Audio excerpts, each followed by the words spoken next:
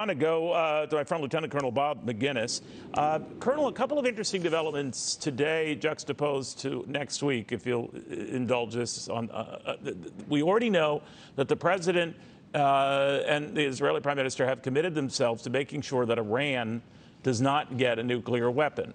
We also know that next week Vladimir Putin is going to be visiting Iran, and that country has already promised some defense drones that the country, that is Russia, can use in Ukraine.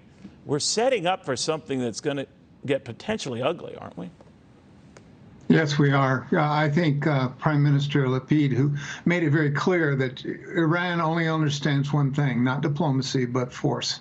And so they'll have to use that. Now, the Saudis, when he goes to Jeddah, he's going to be confronting the king and others who are going to basically say, what's your strategy? How are you going to stop the Iranians from moving forward? What we do know, Neil, is that they now have enriched uranium up to 60%. You only have to go to 90 to have the material U-235 for a nuclear weapon. They've also cut off 27 UN monitoring cameras at the nuclear sites. They haven't identified why there are particles of uranium at places they shouldn't be. And so it would appear as if, unless something dramatically happens, that Iran can move forward to a nuclear capability. And of course, with the help of Vladimir Putin and arguably with President Xi of China, they will accomplish that in spite of the fact that we've made some promises. And of course, this president likes to make promises that sometimes we can't follow up on. You know, one of the controversies with the president going over to Saudi Arabia is this, the fact that does he meet or does he not meet Mohammed bin Salman, of course, who we fingered in the killing of the Washington Post Jamal Khashoggi. But then there's the issue that you raised, that we have this relationship with Saudi Arabia. Saudi Arabia is actually, you know, quite okay with working with Israel and the United States, presumably to counter Iran and other more moderate Arab nations. So it's kind of a delicate balance, isn't it?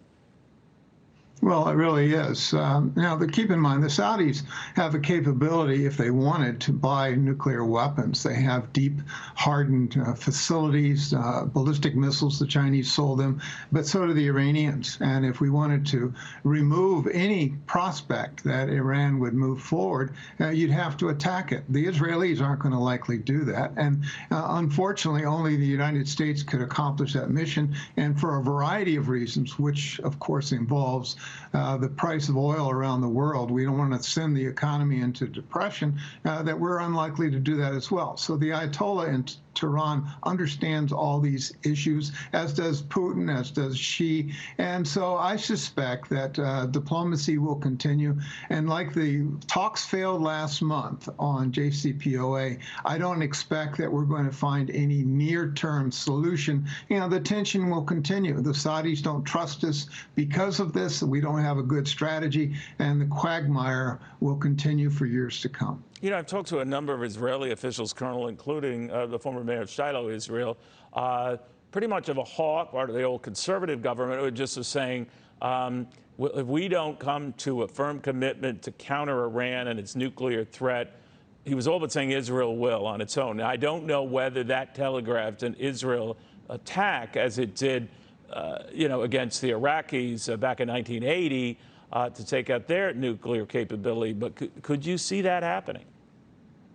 Well, the Israelis are very capable. They have submarines, they have ballistic missiles, they have very stealthy jet fighters. However, I don't think that they have what it takes to knock out the deep sunk, hardened facilities that the Iranians have built with the help of the North Koreans over the last 2 decades.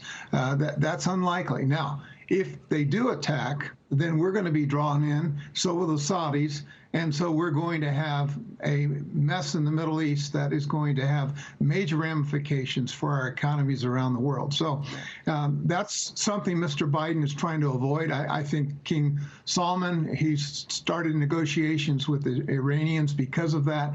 You know, very delicate times that we're at right now.